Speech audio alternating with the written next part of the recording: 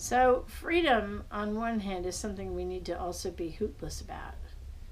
Although, having said that, it is, to me, it's actually kind of my life's goal is to be free. And I define that as being at peace regardless of the outcome. But also, I need to be free about freedom. So, I need to be hootless whether or not I'm hootless. Because if I'm coming from a place of, oh my God, if I don't go free, oh my God, what's wrong with me if I'm not hootless? Or it increases the probability and the likelihood that I'm going to stay in this space of not being free. So that's well, I guess one thing I wanted to talk about freedom. Another thing that I learned about freedom in general is that the more free I am about something, the more at peace I am regardless of the outcome, the happier I am. And the more I'm at peace regardless of the outcome, the personal benefit is that I increase the likelihood that I'm going to have my desired result or my preferred result if I'm okay whether I have it or not. And the reason for that is if I'm at peace if I am not getting my goal, and if I'm at peace if I'm getting my goal, I increase the likelihood of having it because I'm not holding in mind, oh God, what if I don't have it? What if I'm not getting all the things that I want? I'm not focused on all the bad stuff, which increases the likelihood that I'll have more of the bad stuff, because what we're going to create in our lives and manifest in our lives is what we give the most attention, energy, and focus towards. So if I'm maybe saying that what I really want is X, Y, and Z, but I'm actually fearing that, well, I might not get X, Y, and Z. I might get this other thing, and I'm thinking, I'm fearing, I'm putting energy and fear and thought into what I do not want. That increases the likelihood that I'm also going to not have what I want. These are not guarantees, okay? A lot of the time we'll be afraid that something is going to happen, and then we're pleasantly surprised that we don't get that. But also sometimes we might fear something, and then what we have is a self-fulfilling prophecy. I think the power of a collective fear, if you have a whole bunch of people fearing something together, well, that really increases the strength and the likelihood of something like that happening. In a way, it's kind of like a prayer. Okay, you're praying for what you don't want in a big group.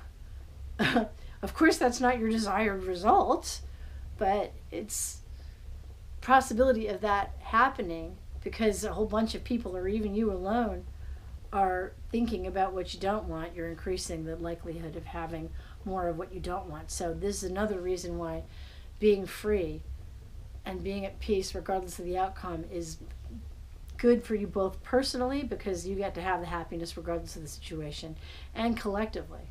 And how do you have this happiness regardless of the situation? Well, you notice whether or not you have a wanting. Okay, you notice if you're wanting of approval, or if you're wanting control, or if you're wanting security or safety, or if you're wanting to be separate, or if you're even wanting oneness. Having something and wanting something are two totally different things.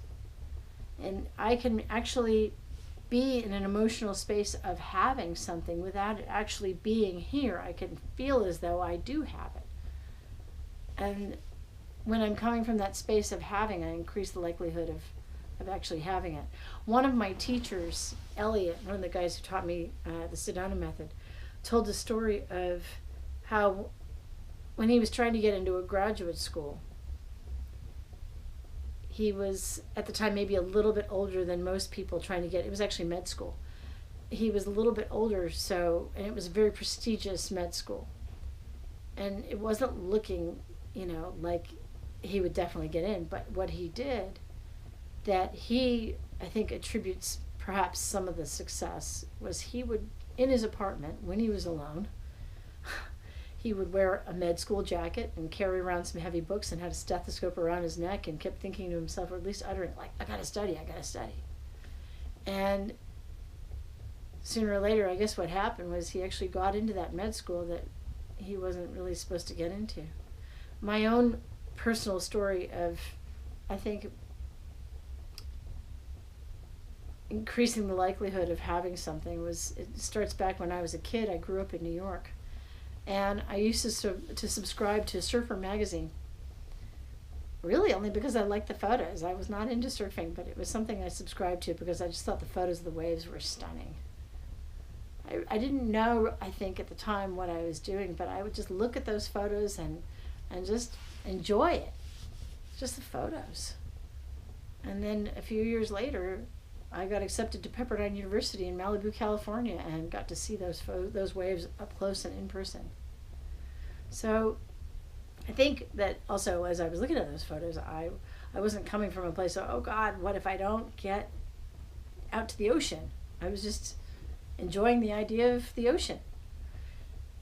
So I'm not sure what else I can say about this in this moment, but I hope you'll consider that freedom is really, I think, one of our ultimate goals. And yes, we need to be free about whether or not we're free, but if you want to put in a little preference, that be something that can also help you to release. So anytime you catch yourself feeling really upset about something, a really good question to ask yourself is, would I rather have this result or would I rather be free? Because you can have peace regardless of the outcome. And if you're having peace regardless of the outcome, actually you increase that likelihood of having the outcome, but even if you don't get it, you're happy, so it's a real win-win situation. Thank you very much. And if you'd like more information, please check out my YouTube channel and subscribe here, and go to www.juliarotunno.com.